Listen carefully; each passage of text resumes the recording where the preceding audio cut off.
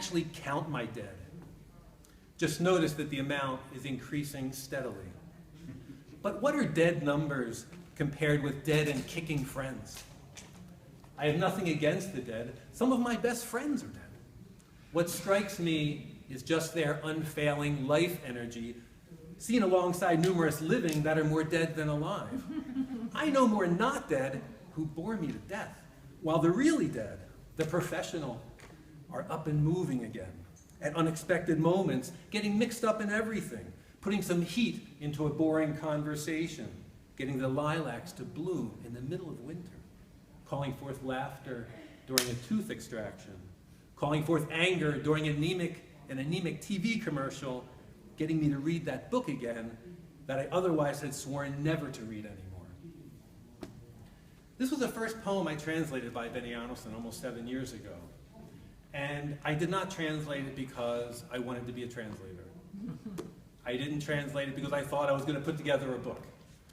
I translated it because a friend of mine had lost someone very close to him in a sudden fatal accident. I had been working full-time as a carpenter, and at the same time, I had been reading a book of Benny Andersen's poems in the original Danish. And when I heard what had happened to my friend, it reminded me that it wasn't that many years ago that my best friend died in a boating accident.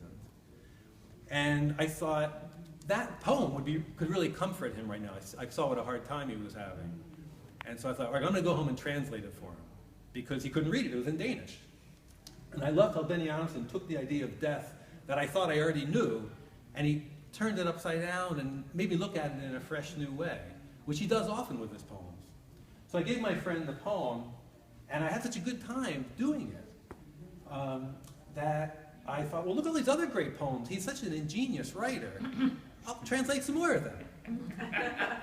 And I started sharing them with my friends and family, who also thought they were great. And before I knew it, I had this long email list, and I was sending out translations every week. So let me read another one from this book. This is, by the way, this is a dual language book, so the Danish is on the left across from the English. Happiness. There's something special about happiness. You can be really glad when you feel it, but also anxious.